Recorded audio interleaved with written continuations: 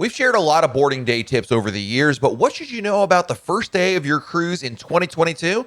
I've got the boarding day tips for the reality of cruising right now, sharing with you up next.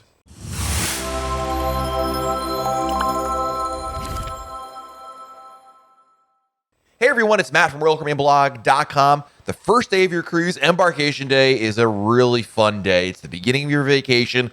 All that planning, all that excitement coalesces into the first day there, and it can be overwhelming in a good way because there's a lot of emotions and also a lot of things that you need to take care of to ensure that you have a great first day on your cruise. Certainly, you can kind of wing it and show up, and I'm sure you'll get on board the ship, but there are simply ways to make the entire experience easier, better, and faster. And that's what we're here to talk about, ways to improve your first day on board a Royal Caribbean cruise. And as I mentioned earlier, I've shared embarkation day tips, but the embarkation day process has changed significantly since 2020, certainly. And with that in mind, I wanted to revisit what you should know about the first day of your cruise. And we're really talking about getting from wherever you're traveling from on the morning of your cruise onto the cruise ship. So the terminal experience, the check-in process, and all that. There's a lot of moving parts and some new changes that are required as it relates to the protocol. So let's jump into it. Things you need to know. Number one, do your online check-in as soon as possible to get a boarding time. Back in the day, you didn't really need to worry too much about boarding times. They were more suggestions than required. But now Royal Caribbean does require and enforce their boarding time. So the first thing you want to do is make sure you have the Royal Caribbean app downloaded on your phone. Then when online check-in opens up, which is usually around 45 days before you're sailing, get in there to your account and get a check-in time. You can actually get a check-in time without completing the rest of the check-in process. This is pretty helpful if like you're at work or something like that, and bam, it's time to check in for your cruise. You can at least get a boarding time and then go back in later and put in your passport information and all that. That's important as well, but the boarding times are important, and there are only a limited amount of slots for each time that's out there. So be realistic about the time you can actually arrive to the cruise terminal and then decide what's the best time for you and get the earliest time slot. For most people, they want the earlier time slots than later ones, and those go fast. So that's why you want to do your online check-in as soon as you can to make sure you get that boarding time. If you're outside the boarding time window, meaning you go to the Royal Caribbean app, you go do the online check-in, and it says, oh, online check-in is not available yet, it will list a date in which online check-in will open up for your cruise. And my advice is make a reminder on your phone, on your calendar, so that way you can go in right on that first day to get one of those early check-in times.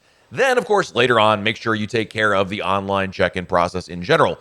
Put in every single piece of information, your passport information, take selfie photos. The more time you spend at home or at work, wherever, doing the online check-in, the less time you will spend in the cruise terminal standing around and doing the exact same thing. If you don't do it in the app, you're going to do the same information in the terminal. It just takes longer.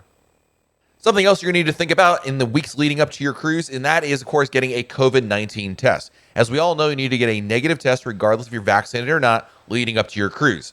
If you're planning on getting a test at a pharmacy or doctor's office or some other place, then you definitely want to schedule your COVID-19 test as early as you can. Depending on where you're going, the ability to schedule a test in advance can really vary all over the place, but do your homework, figure out exactly when you're going to schedule it. This is especially important if you have unvaccinated children, because unvaccinated children need to get a PCR test, and it's really important to get that test done as early as you can. As of the recording of this video, PCR tests are required to be done anywhere within the 3 days before your cruise, and I would recommend getting it done exactly 3 days before your cruise because the PCR test results take a little bit longer to do that.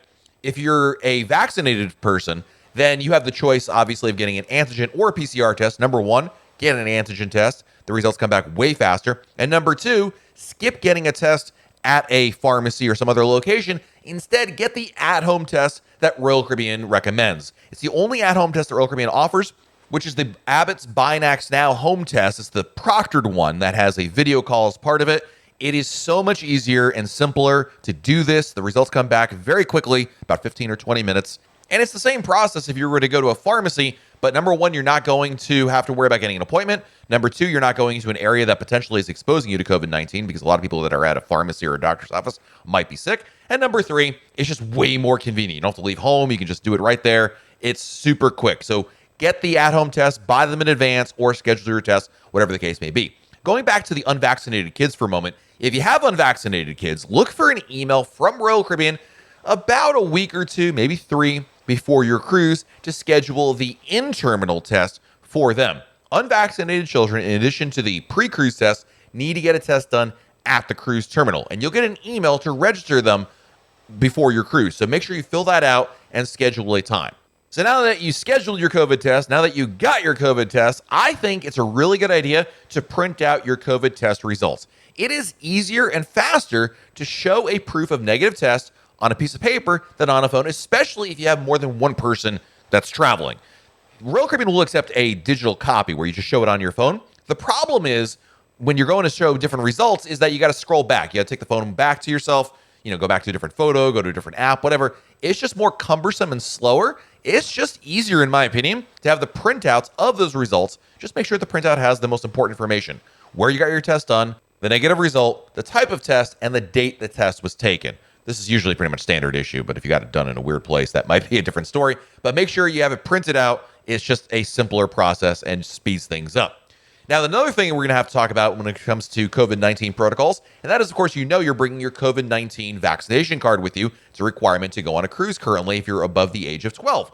And if you have your COVID-19 vaccination card, I think it's a really good idea to get a plastic holder for it rather than just bringing it in its natural form, if you will. The COVID-19 card is really important, and I think having one of these plastic holders, which basically look like lanyard holders you might see at a conference, is just an easier way to ensure that not only do you have it with you, but also it's protected against accidentally being folded, spilled on, ripped, etc. I don't like the idea of laminating it, especially with booster shots and whatnot. Just easier to have it, be able to take it out, but having it in a plastic sleeve is a really good idea. Something else you're going to want to print out are your luggage tags. This is true not only of 2022, but really any year. Print out your luggage tags rather than relying on the porters to provide it for you. Certainly they can do that, but when I cruised out of the Port of Los Angeles in December of 2021, it was actually a huge line to get luggage tags. But regardless, you definitely want to print out your own luggage tags, put them on your luggage, so that way when you arrive at the terminal, you're just handing them off and you're good to go.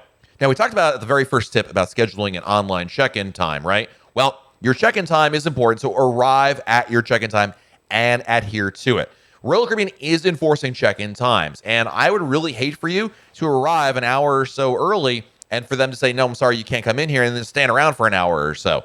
Make sure you check in at the time that you chose. If you're maybe flying in and it's just not going to work out and you have no choice but to arrive early on, and you say, what should I do? Well, I'd consider having breakfast somewhere else, depending on the port you're sailing out of. There's plenty of restaurants usually within the area, so maybe go have breakfast, hang out there. You can usually drop your luggage off early and then go somewhere else, if that's a concern, if you don't have a rental car or some other way to store your luggage. But I would definitely plan on adhering to your check-in time. It's super important when it comes to that.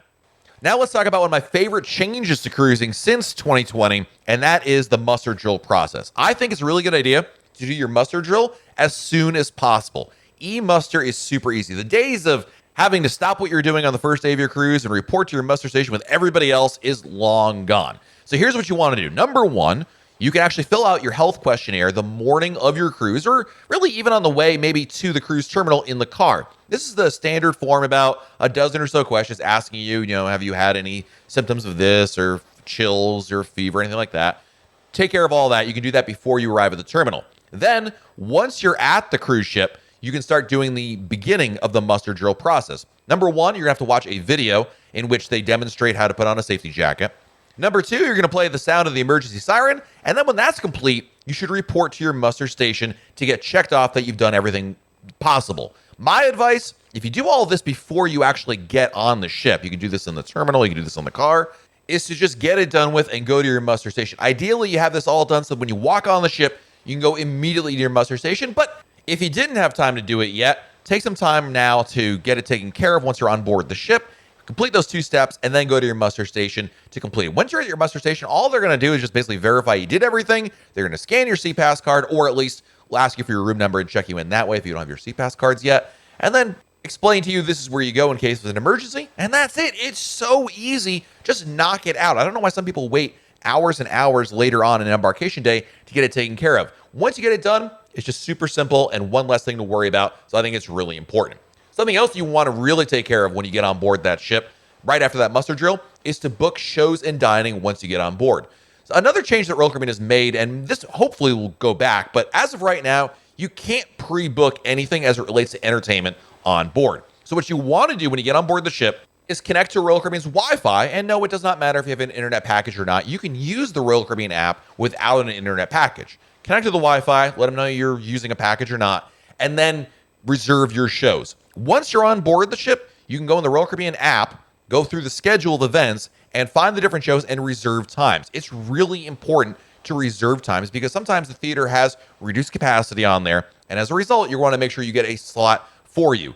Waiting to go and get a time later on can result in shows being sold out. So my best advice is as soon as you get on board the ship, book those shows. If you have a dining package, well, just like in 2019, you're going to want to go make reservations for the restaurants. As you know, you can't make reservations for a specialty package before the cruise. That's okay. Once you're on board, go to any specialty restaurant and they can book any other specialty restaurant for you. So that means if you go to Chops Grill first, not only can they book you Chops Grill, but they can book you Giovanni's, Izumi, Sabor, any other specialty restaurant on board. Their systems are interconnected, so they're able to do that for you. My advice is get that done with, so that way you get the times you want and you're all set. Speaking of signing up, there's one more thing you should be doing to sign up on the first day of your cruise now that you've walked on board, took care of the muster drill, booked your shows, booked your dining. Well, you want to make sure you take care of your kids. Go to Adventure Ocean as soon as they open up because they're going to have their open house. And depending on the protocols, there may or may not be limited time slots for Adventure Ocean. Usually Adventure Ocean opens for their open house around 1 p.m. Could be a little different, maybe 2 p.m., but